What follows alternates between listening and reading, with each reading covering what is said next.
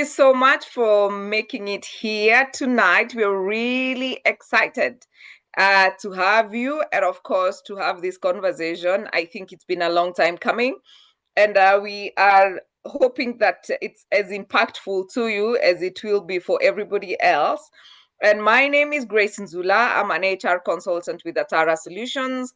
Atara Solutions is a HR consulting and training firm. We offer HR consultancy where we can support you in doing your job evaluations, in recruitment, in HR audits, in documentation for your staff members. Are you looking for contracts? Are you looking for policies, either reviews and update, or just preparing them from scratch?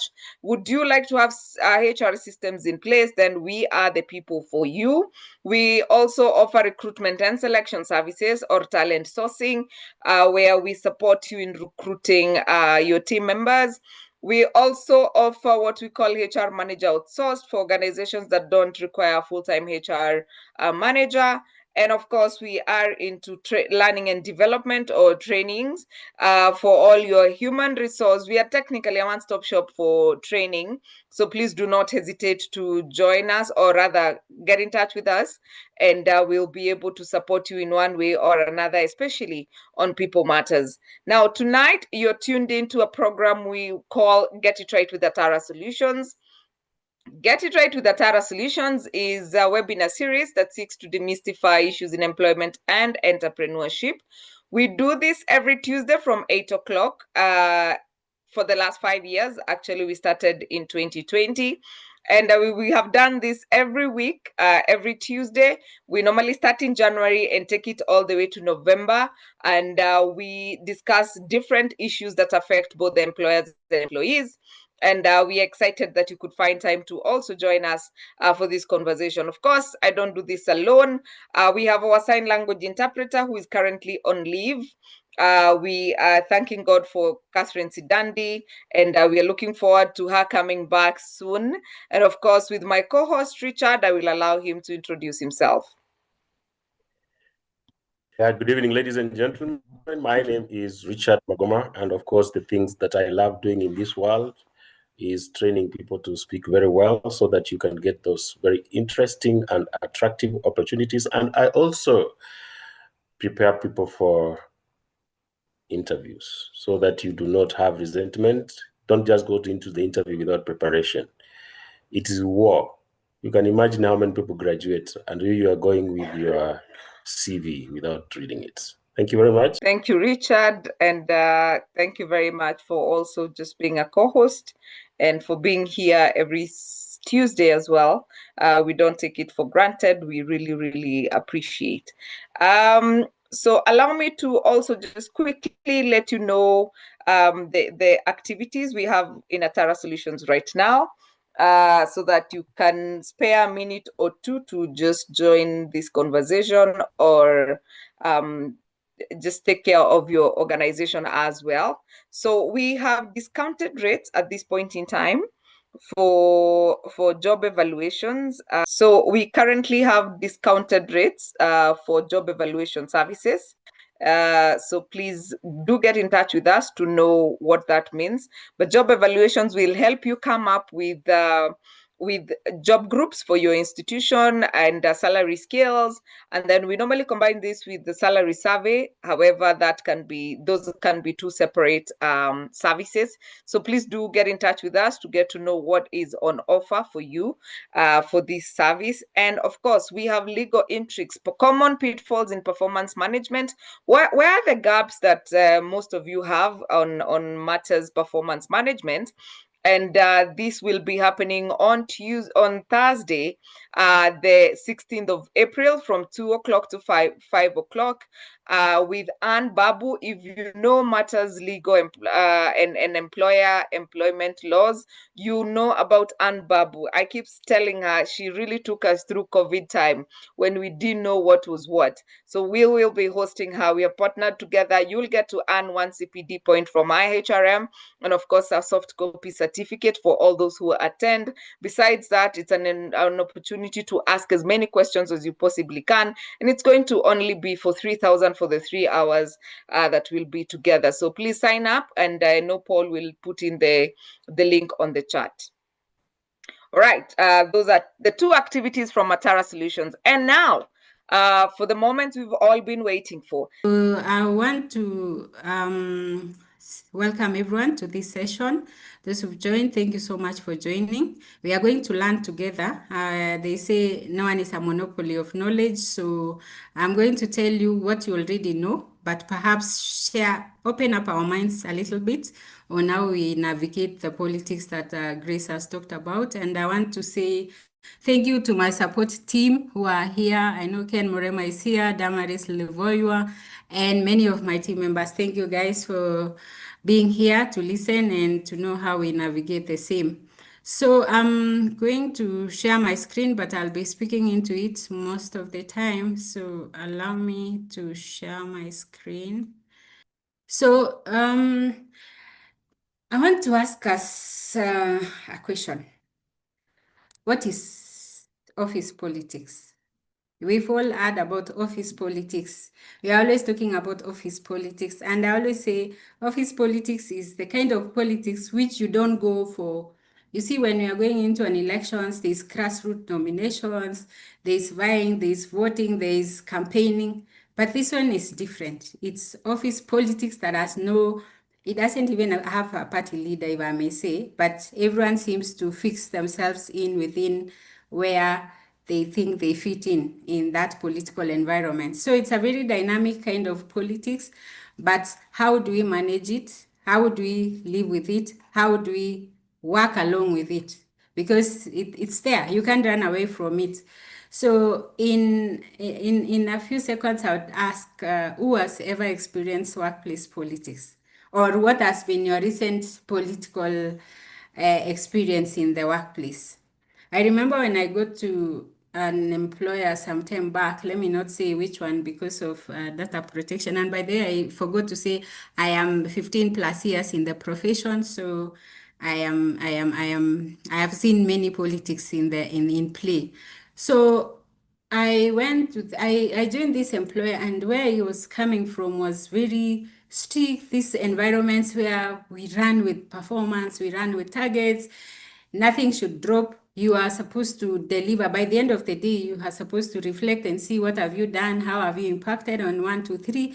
Then I get to this other environment, and the first few days, people were looking at me. I guess they were just starting to see who is this that we've gotten that doesn't seem to understand really what is happening in here.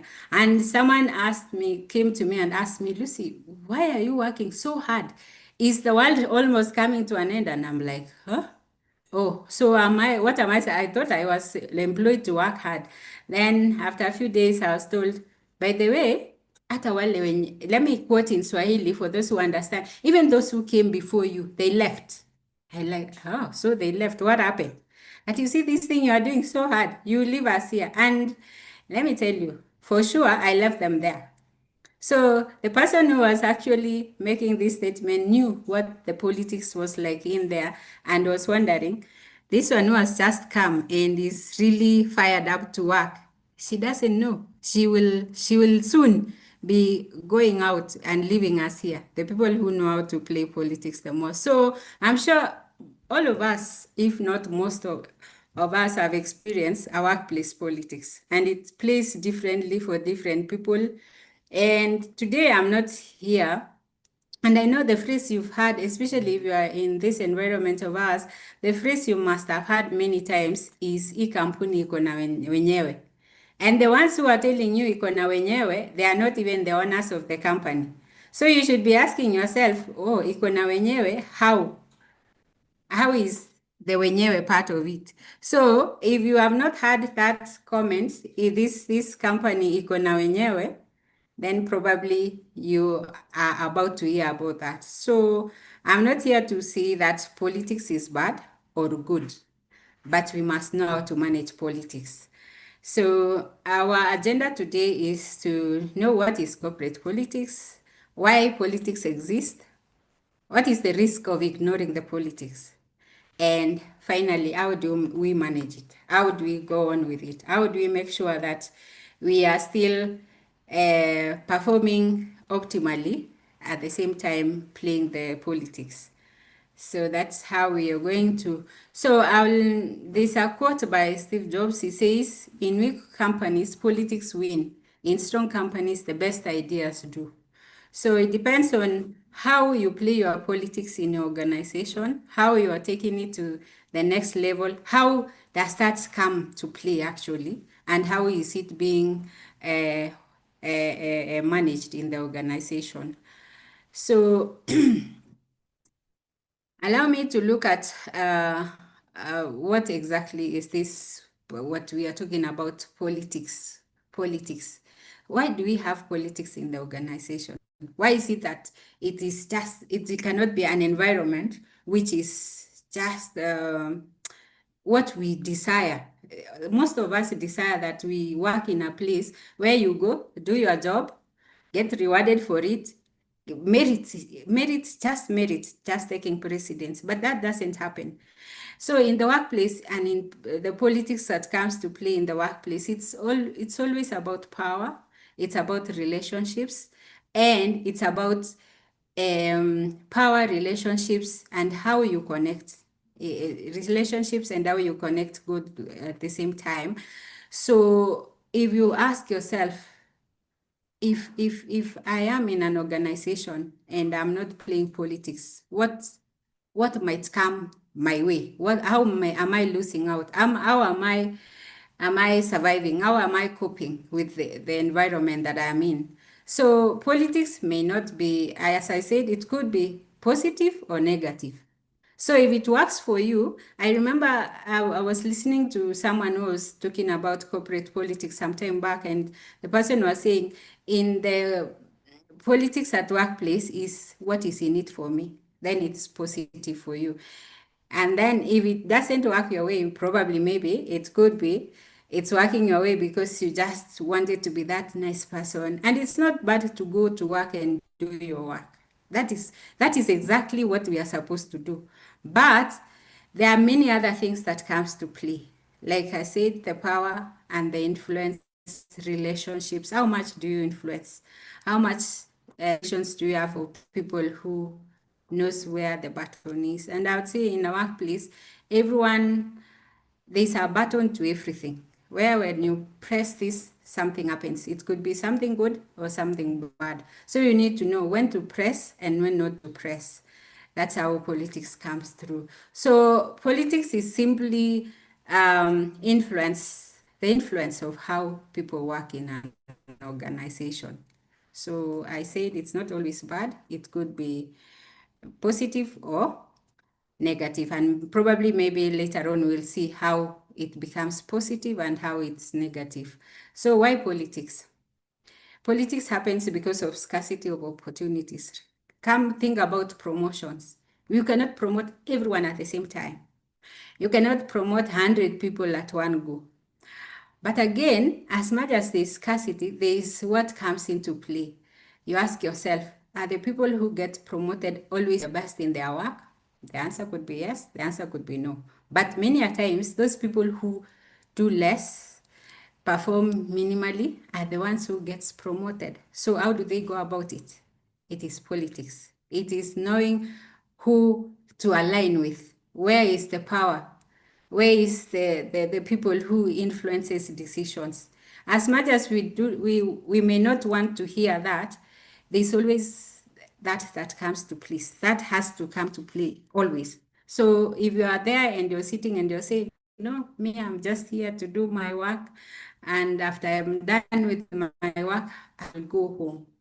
Then people come in, after 1 year, they've been promoted, after another year. Then you realize you joined with this person, you've been doing your work, you've been performing well, yet the person is now about 3 or 4 grades higher than you. So what is it that you are not doing right? I remember I used to say, I don't like psychophancy, and I actually don't like psychophancy. But I have come to learn that over time, psychophancy thrives where politics is so prominent. You find there are people who would go to a boss and they know what the boss wants to hear. And they start talking and talking. Before you know it, this person is the person whose name is being mentioned all the time, whose name is not missing in any activity that is being done, regardless of which function they come from. They know how to play their politics using sycophancy. So, and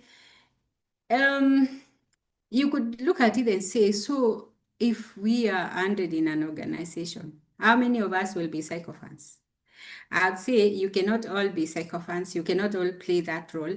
As I said, and I would say politics is a game. It's like a football game. It's only that the numbers now may not be 11. It could be less, it could be more, as we'll see as we go by. So as I talk about scarcity in terms of promotions, budgets, recognition, competition, and all these things comes to play. There's also the power dynamic. There is that formal versus informal that influences decision making.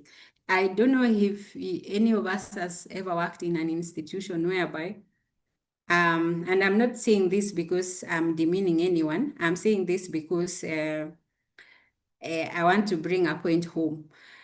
There's an institution where for you to get through to the CEO, you have to go through the driver or a messenger. These are people you would look and you would think, why would I? There's a secretary, there's a PA, why would I go?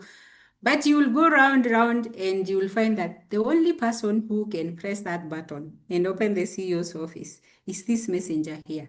They are the people who knows when the CEO is in good mood and when the CEO is in bad mood. They are the people who understands how the CEO works.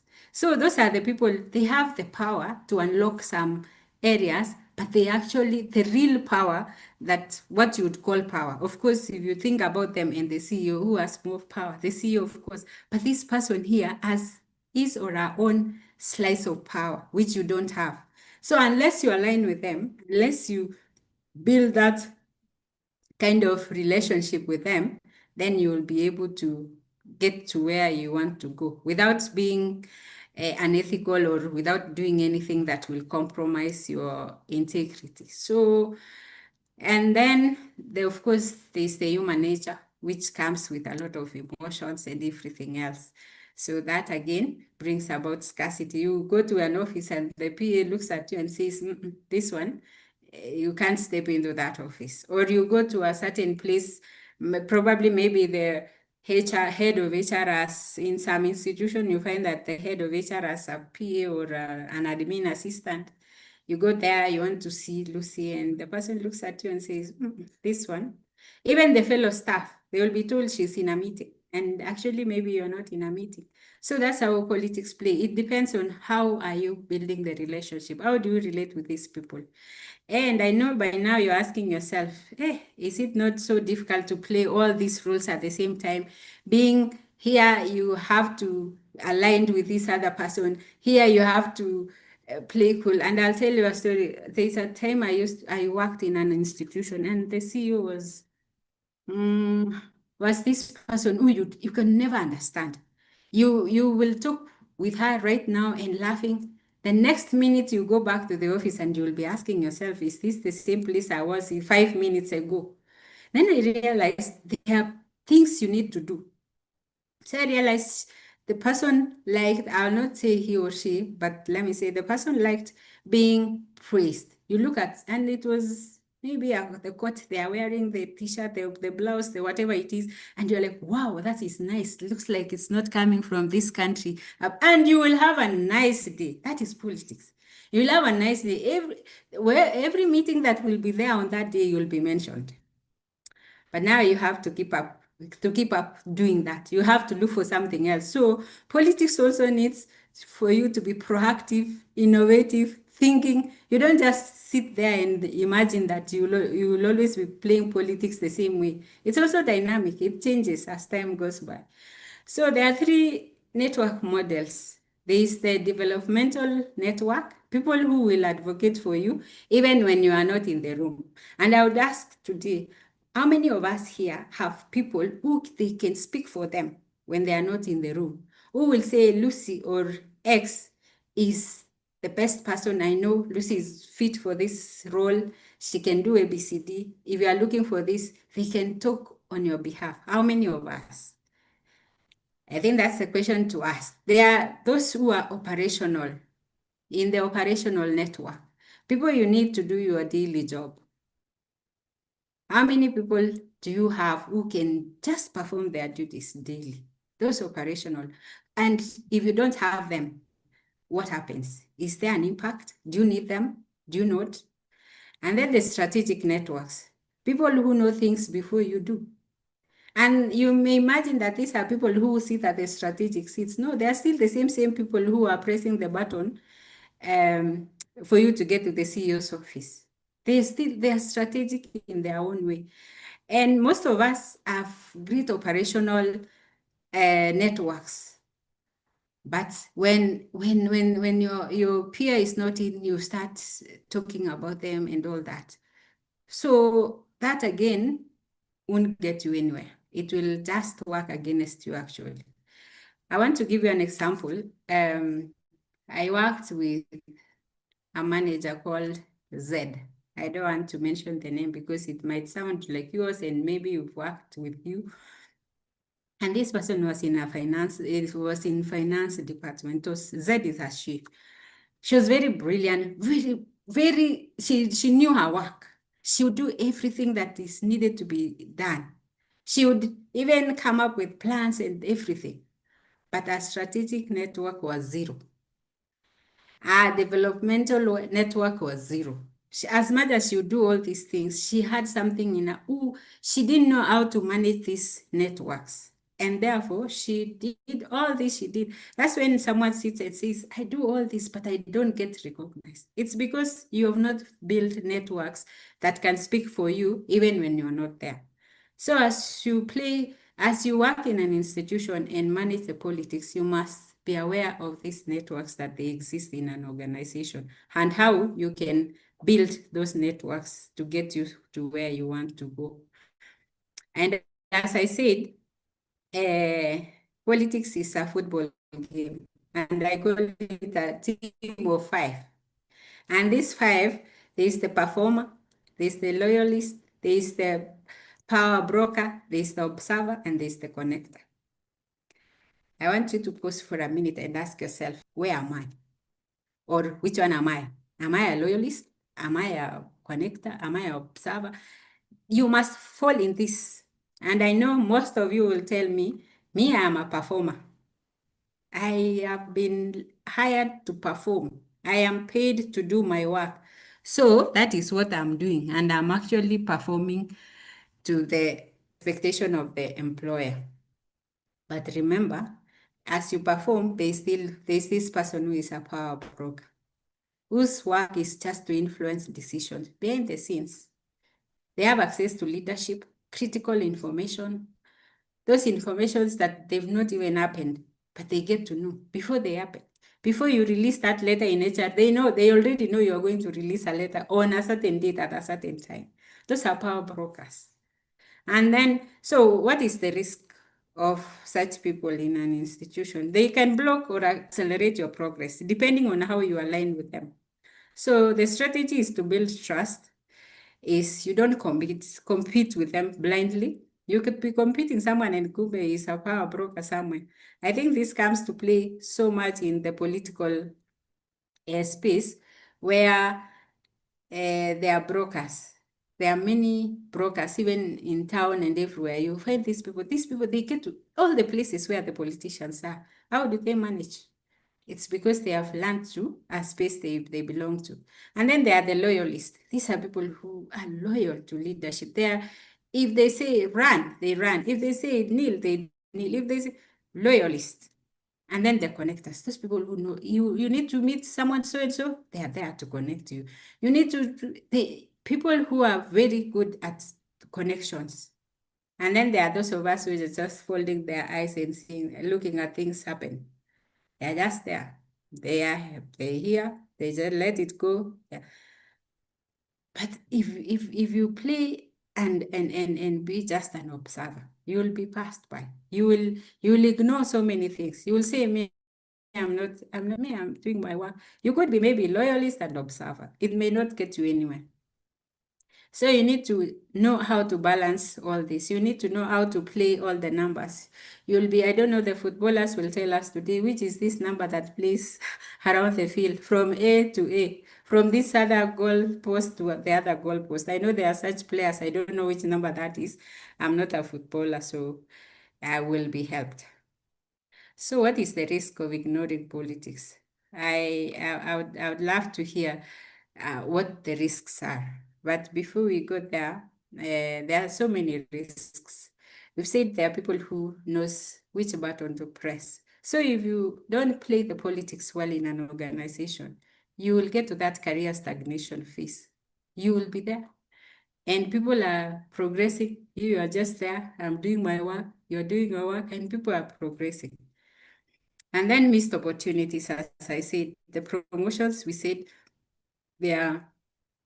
the spaces are limited. So if you are there and you don't play any politics, you're just that good girl and good man, then you miss those opportunities. And then, of course, exclusions from decisions that are being made. No one will remember you. They will not even notice that there is someone called X seated elsewhere or somewhere, because you are not anywhere. You are not at anywhere. You are just there. You're sitting, you're doing your work. Organizations needs people who know when to speak, how to speak, and they are strategic in all they do, regardless of what you do and your cadre. And then now, for you to now manage this politics well, you need to do 3 things. You invest across teams, that is building relationships, build visibility, and then you create value. If you do all those 3, then you'll manage your politics very well.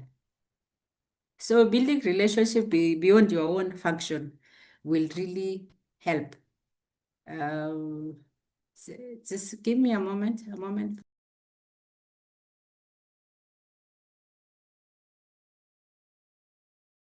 I can see the questions that are coming in, but one of them has really caught my eye. I don't know whether, Richard, you've seen it. Somebody is saying most corporate politicians are choleric and sanguines. Please comment on this. I personally have seen non-cholerics also play politics. I've seen melancholies also play politics. Phlegmatics, not necessarily, because they tend to be very content. But some of them play some very, very, very, very smooth operators. So in my opinion, I don't think it is really a personality thing. I think it depends on how you come across. Some politicians are actually, or rather power brokers, are the silent guys that you know and never pay attention to. And some of those guys are actually melancholies or phlegmatics. So personally, I think I don't think personalities really define whether or not you can play politics. I think it's a choice. And it's interesting to see. Please put your questions on the Q&A for ease of follow-up. But I'm seeing a Moeningui saying, ignore politics at your own peril. Lens is saying, what happened to professionalism? And then Sabrina is saying what? Your advice is, well, all play the politics, even if dirty. I've seen recruitment processes being corrupted due to politics. No. I do not think Lucy is proposing that you play dirty politics. No. I am also not of the opinion that you need to speak ill of your colleagues so that you can get promoted. Or worse still, kiss, forgive my French. Yeah, let's just use the word kujipendekeza. For the non-Kenyans, this is where you, what? Oh God, I'm avoiding the use of that word. Richard, please help. Bootlicking. Thank you, yes. Oh yeah, Okay, Lucy, you're I'm back. back. Yeah, so you Yes, can I'm finish, back. then Thank we can you. answer the Thank you. Yes, questions. and I agree with the question you've answered about personalities. So I agree with that, but let me finish before we go back to that. Yeah. Okay. So you also need to communicate strategically, be visible, tailor-make your communication to suit the audience and all that, and then manage perception. They say perception is everything. So you need to manage how people perceive you by what you do, by and I like when Grace said you don't have to play the dirty politics. You can still play politics, but good politics. Of course, there are politics that are on the extreme, and you will see later on. You need to know. Actually, when playing those politics, you need to choose your battles well. There are those that you cannot. There are those that you ignore. Don't allow those that take away your energy and brings a lot of emotional torture to you to waste your time. They're the politics you don't want to get into. And that is where we say, even after playing all these politics and getting involved in all this and maneuvering around, you must stay ethical. Avoid manipulation and maintain integrity. That's how you will play good politics. And then what I talked about is choosing your battles.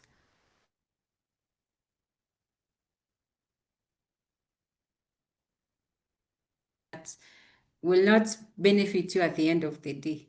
So manage your energy well, and then pick battles that build your influence. So those that you know that if I pick this, it will get me somewhere. If I do this, it will take me to this place. Then you will succeed in playing those politics. So you need to align your efforts, especially when you're focusing on what matters. You must align your efforts on business that has on things that has business priorities and your personal goals. So then as you play all those politics, make sure that what matters to you is what takes priority. And then you distinguish between those which are critical, what brings impact, what will give you more reputation, or what will place you in a more strategic place. Those are the things you need to focus. And I remember this one time someone approached me and said, you know, I work for this company, yes, but actually it is killing me. And I asked why. Okay, the politics in there is just making me sick. And the person was telling me she's even gotten high blood pressure because of the politics. Then I stopped and asked, we exchanged some few ideas. Then I said, when it gets to that, what matters to you at this point in time? It's your health. Even if quitting would be the last, but when it comes to health, I mean, if you can't manage, then don't allow it to kill you. Just get an escape route and leave the politics to the politicians if it comes to health matters, that is. But otherwise, it is easy to manage office politics. And then there's, I brought this just for discussions, but maybe time won't allow. It's maybe you go think about it and see how you could respond to it. And this I came across just recently. Someone was telling me there is a boss of hers who requested for a report on some project they are working on. So she did the report and submitted. The person didn't get back to the person who was doing the report to say whether the report was good or not. The person picks the report because I am your supervisor. I pick your report, I present it, and I'm presenting the report as though it's me who did it. I think there's a mistake we do in the corporate. Yes, I am your boss, but I shouldn't take all the credit. I should, when even doing the presentation, you must use the word we or me and my team did this. But if you go there and you're like, you will kill the morale of the team. You will kill. So I would say, and the person was telling me, so in that case, what do I do? Because the person was really feeling so bad that this person took credit of all the work she did. I said, it's okay because the person is still your boss. You can't feel so bad, but you need to approach with not with a lot of anger in you, but soberly. Don't go there with emotions. If you go to your boss with emotions and you're like, hey, I even did that, and now you're presenting it like it's your own report, it's me who did it, then you will cross, you will not make it. You'll burn the bridges and everything. So you need to go and say, hey, the report was good, but I thought we would have. You make suggestions that someone will sit back and reflect and say, oh, yeah, of course, yes, I did that. So if you get someone who really is into people, the person will know you are communicating something, but in a sober way. Next time they do that, they will remember. There's a day Lucy said this, and this is how we need to go about it. So I'm going to give some key takeaways, and I'd say politics is inevitable, learn it. Relationships are currency. If you don't build relationships in a workplace, then you will suffer. And then feasibility matters. Integrity is non-negotiable. That's why we said you play good politics, not the dirty politics. And then be strategic and not reactive. Like the case study I was talking about now, you don't be reactive, be strategic. Know how to approach things in a strategic way, which will in turn work for you. And then as we close now, I want us to ask ourselves, what will you do differently starting tomorrow or even starting now? Maybe as you go to sleep, maybe there's something you need to start doing now, but let's give it starting tomorrow.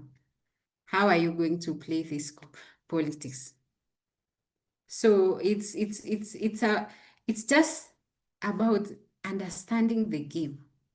You imagine being a ref of a football game or a volleyball game, which I love, and I play volleyball. You are the ref and you don't understand. Imagine what kind of a ref you can be. So you need to understand the politics that happens so that you can play. Otherwise, you wouldn't play if you don't understand. So I'll leave you with this quote that says, the art of being wise is the art of knowing what to overlook. And then I'll add another one that says, power isn't control over others. It is the ability to influence outcomes while maintaining trust.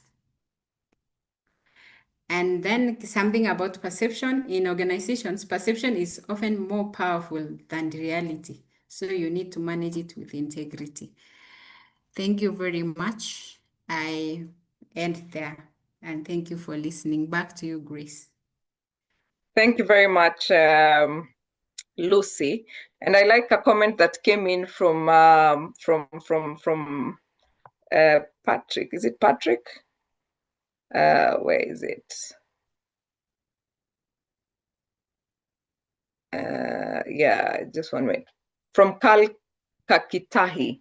He says, politics is really understanding who has or moves information, resources, and decisions. They're just like money. Politics is amoral. It's the love of extreme desire for power for personal or unfair gain that is dirty.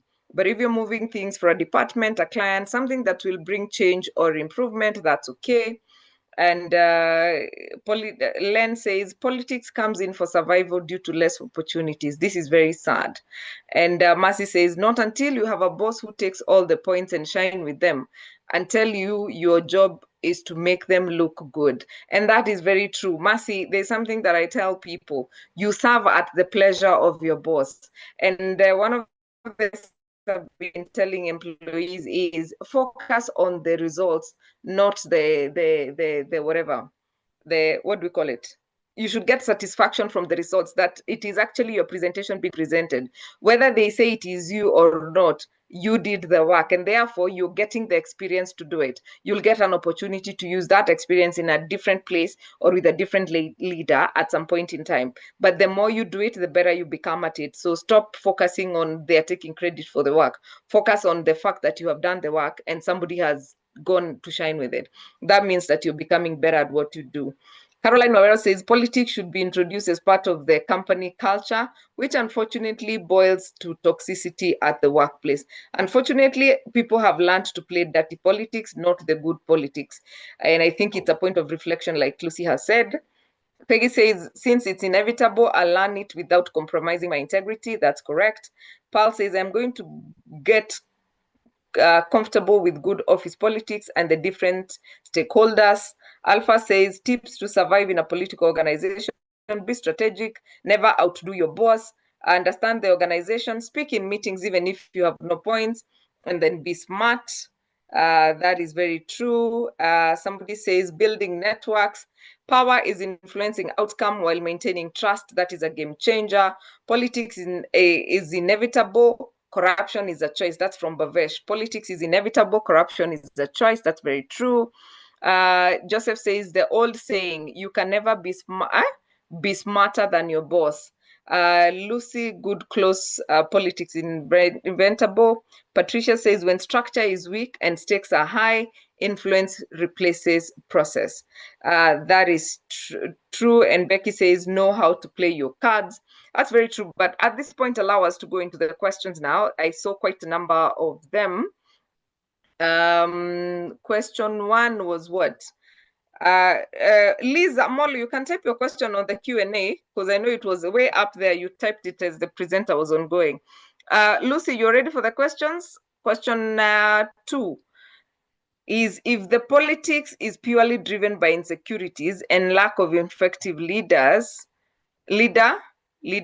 is it worth the while? And Herbert says, how do you maneuver in an organization where there are cliques?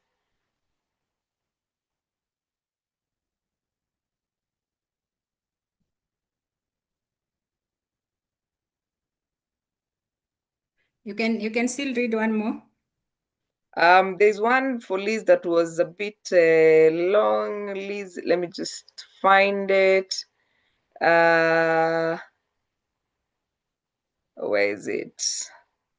Please clarify on how to balance management and politics, because that's what happens in some of these organizations. For example, cases of employment or promotions, considering as an HR, recruitment is your core mandate. Also clarify how to manage these power brokers. Sometimes they really cause mayhem, taking even bribes from innocent people.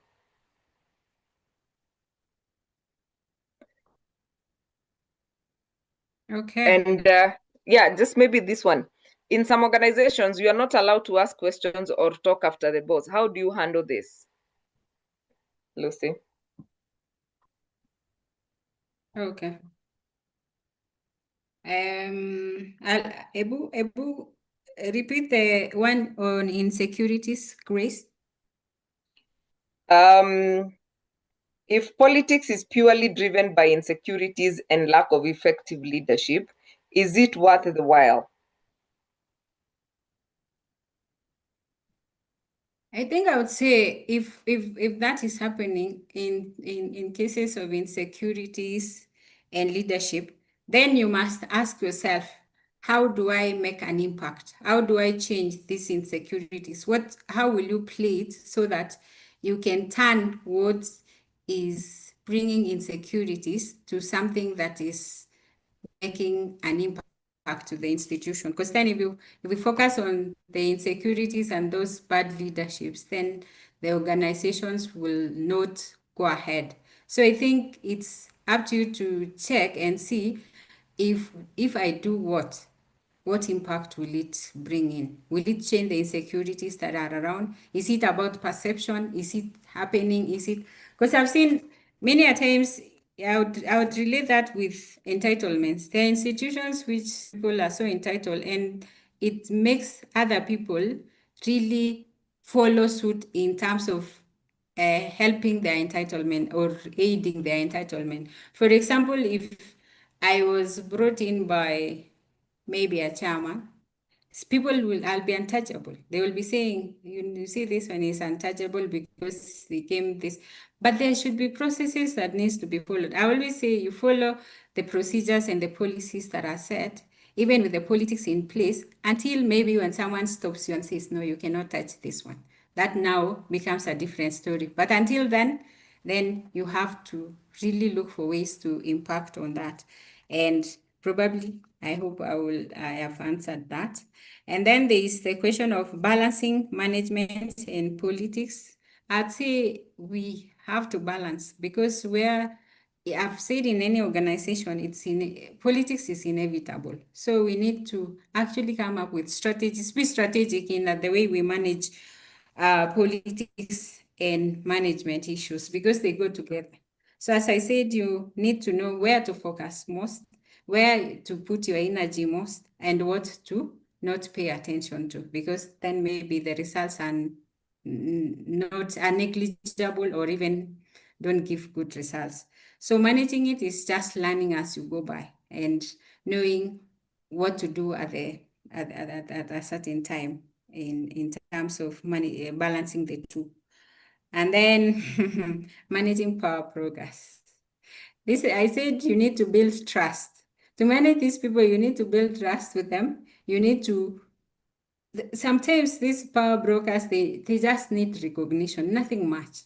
So if you recognize them in their own way, not recognizing by rewarding, but acknowledging their presence, and by not glorifying what they do, but building trust, make them trust you, and you will get away with so many of the things. They will follow the way you want things to flow, because they know you trust them. That's what I would say. And then there's one that says in some organizations, what was the last one, Grace? How do you maneuver in an organization where there are cliques? I guess it's still the same. Understanding the environment. You understand what works and what doesn't work. I think once you understand the organization and understand the people, because all this is about relationships, understanding the relationships, and that is people, understanding how the power dynamics work and who has the button to where, you can easily manage those ones. So it's just about understanding the political environment that you are in within that organization. That's what I would say. Richard?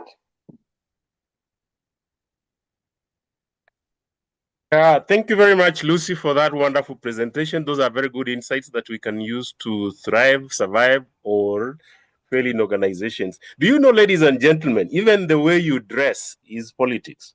The way you have a screensaver can be a source of politics. Having said that, Lucy, what are some of the skills, soft skills that we need in order to be able to handle advantageous office politics? Because as we have said, that there are good politics, because if you want a promotion and you are performing very well, that is a political statement. So what are some of the soft skills that we need for us to do office politics very well? Looks Okay. like thank you, Richard. Yes, I'm here. Thanks, Richard. One that comes on top of my mind is interpersonal relationships, interpersonal skills. If you have good interpersonal skills, you can maneuver the office politics. If you have communication skills, because there's power in what you say, how you say it, and when you say it. So if you have interpersonal skills and communication skills, I think those are things that may carry the day. As you said, perception sometimes gets you, how you appear, the appearance gets you somewhere. So at times also, if you have good communication skills and good interpersonal skills, you can easily get away with any kind of politics in the institution. Thank you, Lucy. Thank you very much.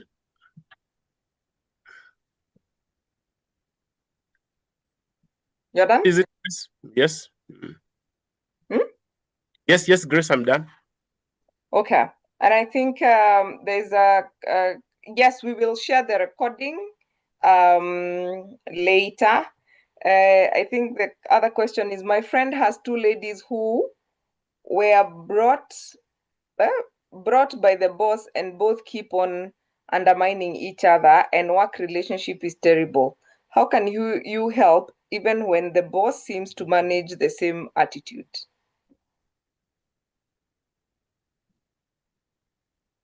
Yeah, thanks, Grace. I know I have come across this many times, and I think as a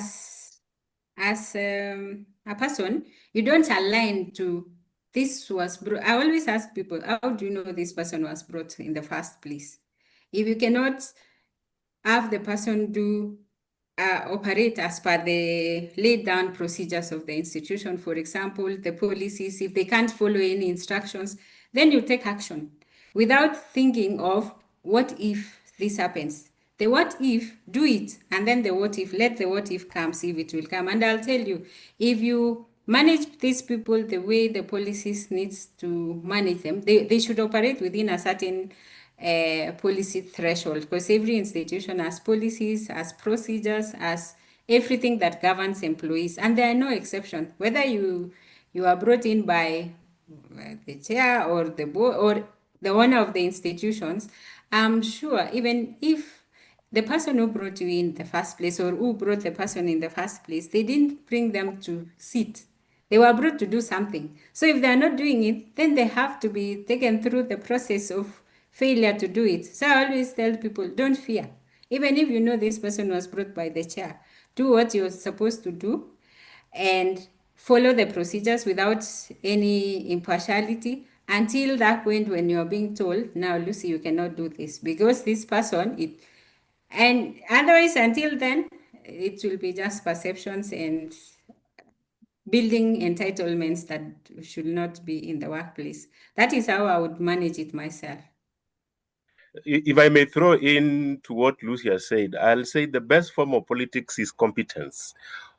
If you want to be safe completely, of course, sometimes competence can attract bad feelings from other people, but the best, especially when you look at it from the legal perspective, because if somebody did constructive dismissal and you went to court, how do you defend yourself if you do not use competence? The safest form of politics, in my view, that you can play in workplace is to be thoroughly competent, so that you don't join the two, you don't become the third person in the politics. How do you save yourself? It is just to be as competent as possible. In fact, when you're very competent, you really, if you're very competent and also building alliances, then yeah, because sometimes you're very competent and then yeah, you never get promoted because you're a technical person. Anyway, yeah, we are almost coming to an end, so we have two questions. How do you manage a boss who knows nothing about leading and he thinks that he's solving, but when it comes to policies, they are all abused and then they run to HR? How do you deal with that? And Liz is saying, Lucy, one last, please. Clarify sexual advances on women in power and politics and promotions or appointments. Wow. Hey, those are tough ones. I would especially sexual advances on women and power. I think it's about what you stand for. I mean, integrity. We said we should avoid manipulation, and you can win without being manipulative. You can win without being unethical. Remember, politics, the politics we play in the institutions have to be ethical. So if it's unethical, then that's something you have to run away from. So I think maintaining your integrity and also being ethical in that same environment and standing for your word. I mean, if it is something that is wrong and someone is saying you do it, you said you actually come out clean and say, no, this one I'll not do it because it doesn't align with the company's policies. It's not ethical. It's not anything.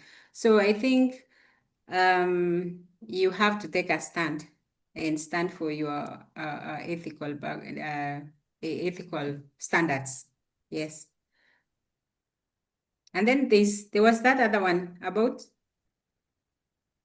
Yes. That skipped my mind. Yes, I'm trying to go back to it. How do you manage a boss who knows nothing about leading and is always thinking he's solving issues, but they are abusing policy, then they run to HR. Maybe you can combine that by one I have seen where you, when a boss forces you to fire an employee, how do you handle this yet it's not gross misconduct? And how do you treat your team members who bypass you to seek the boss's attention? Okay, so I'll start with this boss who doesn't know anything. So I would say there's always this saying that Gen Z's nowadays says it doesn't apply anymore. They say bosses are always right. So for this boss who knows nothing and you are the one who knows, do it for your boss and don't show him that you know he doesn't know anything. I think that's the best way to deal with a boss who actually doesn't know and is doing what you're saying. So there are people who, the wrongs we do maybe in an institution is if you have, and there are many bosses who actually have no idea of what they're doing, but they're there. They're already in that seat, so there's nothing you can do about it. So what you can is to recognize them, seek their opinion, even when you know the opinion they're giving you is not holding anything. Just recognizing their position and respecting. They always say, respect the position, not the person. So if you respect the office, not the position, the office, you respect the office, not the person. Before you know it, this boss will start warming up with you because they can see the recognition you're giving them and you are not making them look like they actually don't know. That's how I would say about that boss, and maybe Richard and Chris can weigh into that. About the boss who forces you to fire an employee, I would ask, what is the procedure of firing? How do you get the employee out of an organization? I think that should be clear. Unless there are no policies in place, someone will not force you to fire someone. It is a process. There has to be documentation. There has to be, everything has been done, and you can't be forced to fire an employee unless it's an institution where there are no policies. Then you need to work on having policies in place. Otherwise, if it's an institution with very clear policies, then there is a process. No one will ask you today, fire so and so. For what reason? What have they done? What have we done to get to that point of firing? So I guess it's about, what do your policies say in terms of terminating or firing someone? Yeah, maybe Richard, you can weigh in that, on that boss who doesn't know anything, and yeah. What I can say about a boss who doesn't know everything, and there are many, and you will find them as you move along life. The thing is, if you find yourself that you want to be credited of knowing, then you are also playing very dangerous politics. Don't look for so much. Yes, it is good to be credited with work, but if your boss does not have that measure of crediting you for doing work, you do your work. That is the best you can do, because the most dangerous person is a person who does not know. So make them look good, assist them where it is possible. If, for example, they do not know PowerPoint, and probably you will find them. In fact, it reminds me of one of the memes that we normally see of a man wearing a brown trouser and certain brown shoes, that if your boss is like this, you will not lose your job because of AI. Try and assist them because they are in that position, and you can make them to be your sponsor. You can make them to be your ally.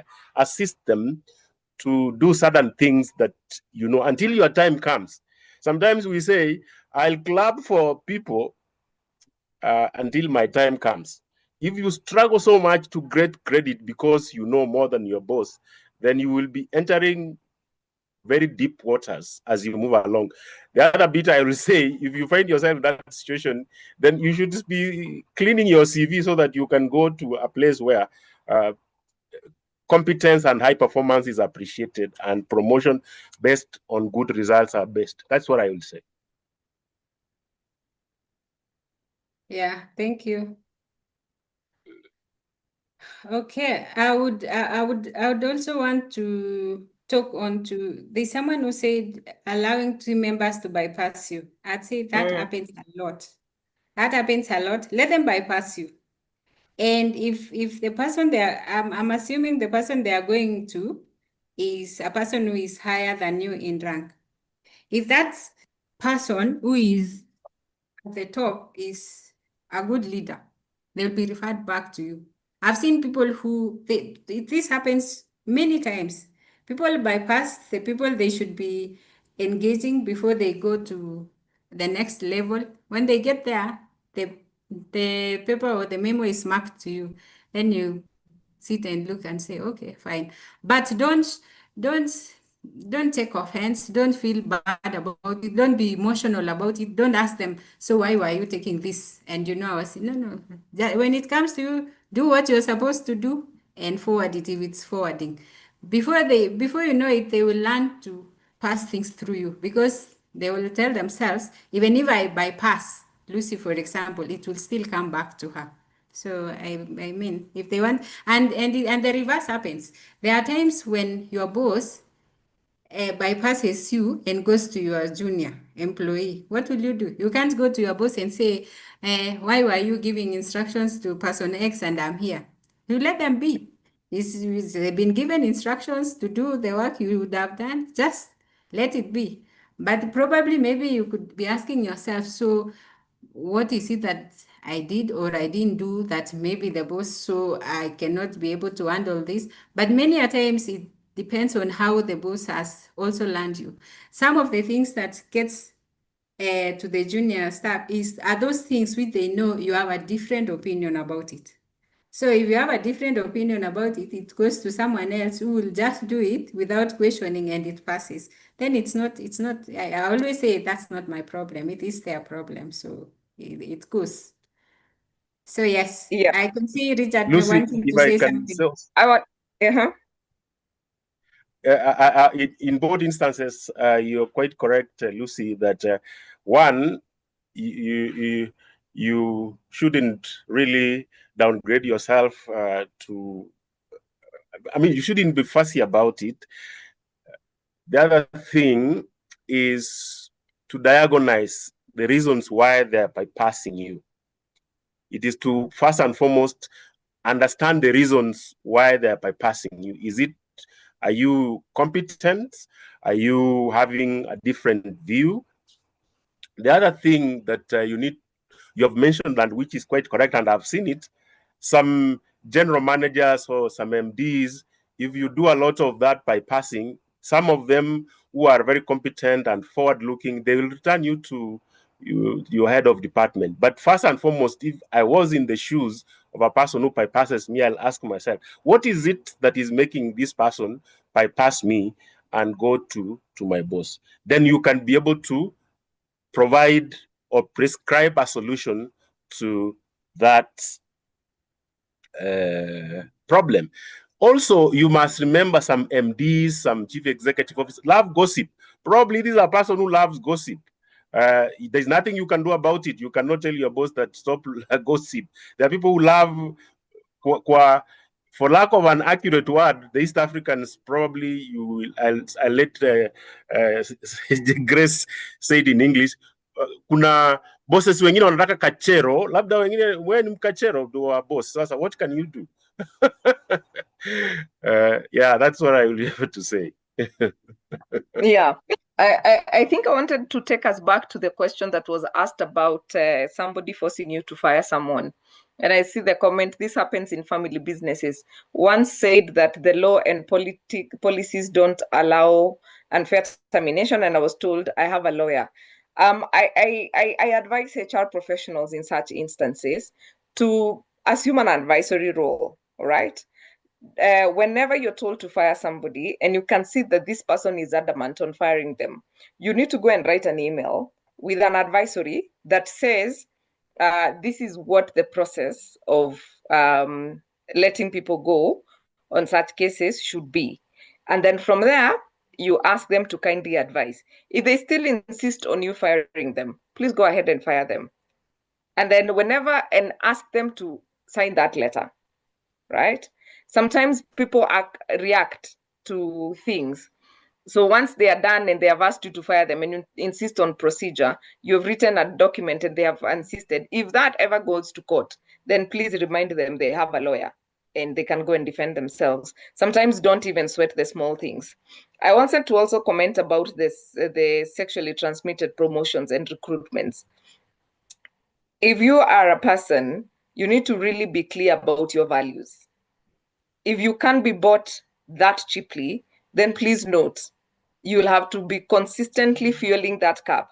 Otherwise, when your value is done, you know, when you can no longer, the next hot person is coming in and they're able to give what you give for them to be promoted, it is normally a cycle. And then you'll start feeling like you have sold yourself short. So be very clear about your values, know to what extent you can live with this, and whatever decisions or whatever happens 3 months down the line, how can you manage that? And again, I like the comment by Bhavesh here. He says, let's not be naive while you perform. Kindly smell the coffee. If people connive against you, please create documentation to be able to defend. At the moment you escalate, then hell is unleashed in a toxic environment. Some of the environments are very toxic, so be able to balance, yeah? Politics is a constant. Look for way to balance. Now, we will never finish this conversation at the whatever of things, yeah, at the look of things. So we need to really probably next time we shall have a season 2 of this because we also need to understand from different points of view. But yes, politics is inevitable. But at this point in time, remember, at Atara Solutions, we have a performance management training coming up, the legal intrigues.